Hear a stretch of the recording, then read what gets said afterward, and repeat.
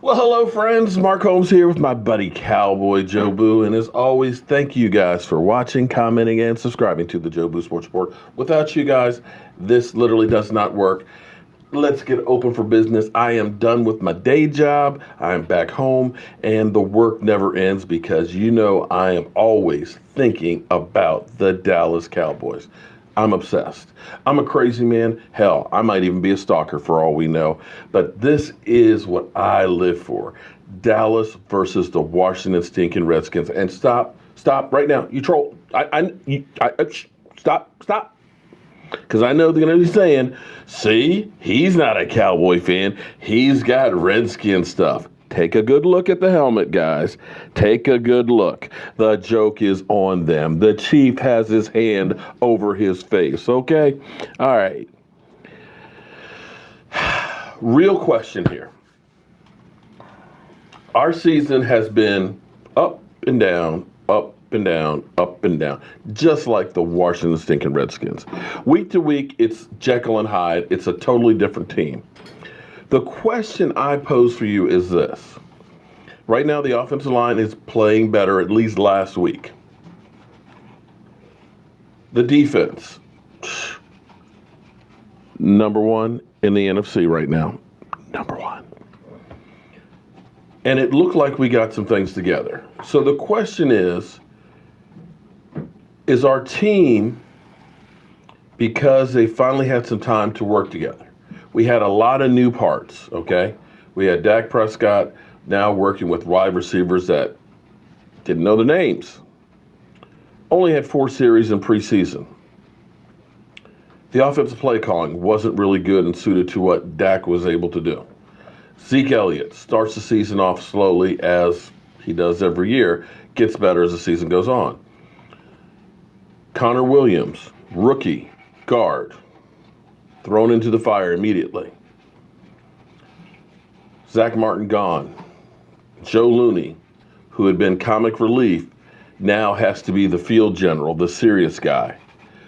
Could it be that this team has gotten better because they've gotten used to playing with each other? Now, I'm going to go ahead and listen to the experts from yesterday on what they thought. If it was the Dallas Cowboys that were better or the Jacksonville Jaguars that are worse. Because what we heard going to that game was the Dallas Cowboys had no chance. Zero. Zilch. They were going to get blown out. The Jacksonville Jaguars were a superior team. The Dallas Cowboys were nothing. Let's see what they have to say. Dak Prescott, he heard the criticism and answered critics. The Cowboys put up 40 on the Jags defense. Dak threw 2 touchdown passes to Cole Beasley and rushed for a career-high 82 yards with another score in their 40-7 win. Max, this one was surprising. Was this good Cowboys or bad Jags? Bad Jags. I mean, what you said lit up the Jags defense. What Jags defense? Jags defense looks like it's a thing of the past right now. I mean, I thought they were going to win at KC, right? Because I thought the defense was that good. But when you look at the schedule, you start to see, well, okay, they beat the Giants and teams like that lose to the They beat New England. Like that, but in a low Don't forget that one. They beat New England. The Jags were awful. Their defense was no good. Everyone knows the offense is no good. But the defense, that's 2 weeks in a row. At first, I'm tweeting during the game, I'm like, whatever you want to say about Dak, look what he's doing. He's gashing the best defense in the league. And then I realized, wait, that's not the best defense in the league anymore. Ravens got the best defense. Still ranked second best, number one best? Are they in the playing defense. Like a top 10 defense right now? Is that Cowboys offense something that people are worried about? I mean, receivers making plays all over the field? That is not the same defense we have come to expect the last year and almost a half from the Jaguars. That is bad Jacksonville. I'm going to go with, I know this is shocking to everybody. I'm going to give the Cowboys a lot of credit. And the reason why I'm going to give the Cowboys a lot of credit is for this reason more so above anything else. Cole Beasley had 9 receptions for 101 yards. That was a primary target for Dak Prescott. Obviously, him in the slot, he can do some things, and we respect that. And you know, with Jason Witten going, obviously that elevates the importance of that role more pivotally. But the reality of the situation is that this man opened his mouth and chirped about how we're open there's but so much we can do. And then showed up yesterday. Pretty much has shown up over the last 2 weeks, and he's been open, and he's been targeted, and he's been fed. So I'm going to give credit where credit is due to the Dallas Cowboys. What I will say in the process about the Jacksonville Jaguars, we just got to call it like it is. Blake Bortles is having a catastrophic effect on this team. The defense gave up 40 points, and I get all of that. Okay, so that's what the talking heads say, or at least Stephen A. Smith says the Cowboys offense, hey, maybe they're finally clicking and coming together. I think, and I've said this before, in fact, a lot of times I don't practice what I preach. Remember I said that the first 4 games, the month of September is really like preseason.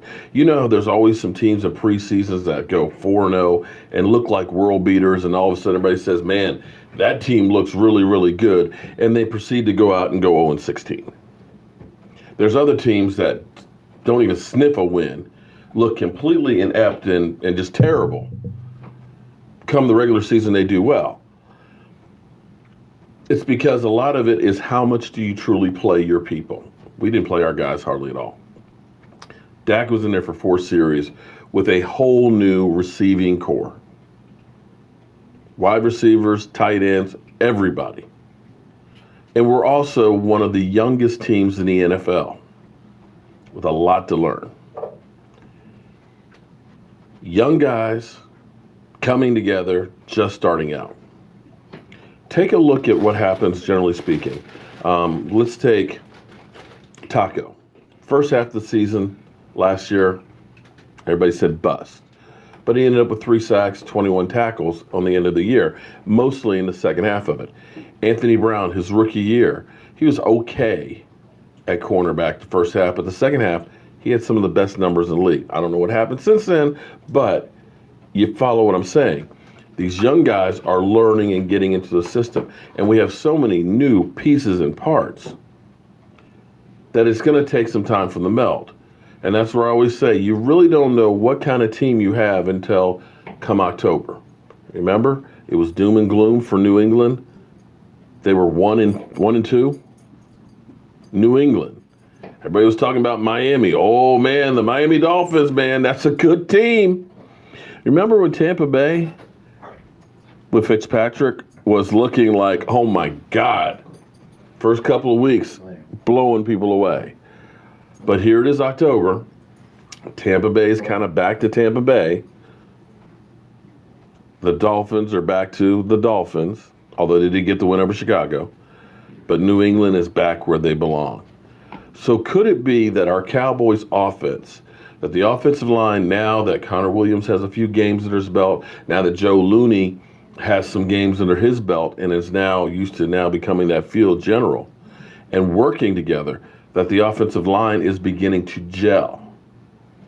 Is it now that we're learning that Dak Prescott is a better out-of-the-pocket quarterback, that we're going to try and use him more on play action, more bootlegs, hint, hint, Scott Linehan, and that Zeke Elliott is rounding into his form, and that this is not anything catastrophic that's changed. It's just the evolution and getting used to working with each other. I think it's more of that. This week will be a huge test because we have not been able to win on the road, but I will say at least this much is our team has not been blown out by anybody. We have always been within range by the fourth quarter or overtime to make a move. A couple plays here and there different, we could have a totally different record. That being said, this is a rivalry. This is the Washington stinking Redskins. And here in D.C., they keep trying to downplay the Redskins that, oh, we're just happy to be able to play this game, the Cowboys, Doc Walker keeps talking about how the Cowboys are superior and everything else. They're trying to play a Jedi mind trick. They're trying to say, maybe the Cowboys think that we're really, really bad and we got no chance. We can sneak up on them. Don't believe the hype. It is the Washington Redskins, and even though we beat them the last 4 times straight at FedEx Field, it's still a grudge match. And in all 4 of those games, they were close. So don't believe the hype. Don't get overconfident and don't get cocky. Whew. All right. I got some work to do. I've got to get going on getting ready for the our tailgate. Got to start pulling my equipment out, make sure I got everything I need. I've got not one but two different grills. I got the deep fryer that's got to go. I've got to have plenty of coolers. I got to have a generator. I got to have the tarp. And if you want to be part of it, go to my Facebook page, Cowboy Joe Boo. The event is in there. It's a picture of Joe Boo with the chief, rest his soul. There on there, and let me know that you'd like to go. If you'd like to make a donation, I'll put a link for if you want to do donations for the tailgate and stuff to help cover some of the costs. The money we raise will help us make it even bigger and better. I've heard from a guy who's going fishing this weekend who's going to be bringing some red snapper. I've seen some people talking about coming from Pittsburgh. I've seen people that have been talking about coming from Connecticut and Charlottesville. I mean, people are coming all over the place, and we are going to go there and have a party. And don't worry if you don't have tickets. We're also going to have it set up throughout the whole game in the parking lot. We'll have a TV there. We'll have plenty of food and everything else. So we will be in good shape to watch the game. So again, check out my Facebook page right there. You'll get all the information and stuff. And I'll be doing videos as well during the week as we get ready to take on the Washington Redskins. Guys, let's enjoy this week because this is what it's all about. Trash talking and football. I'm Mark Holmes with my buddy Cowboy Joe Boo, and I'll see you soon.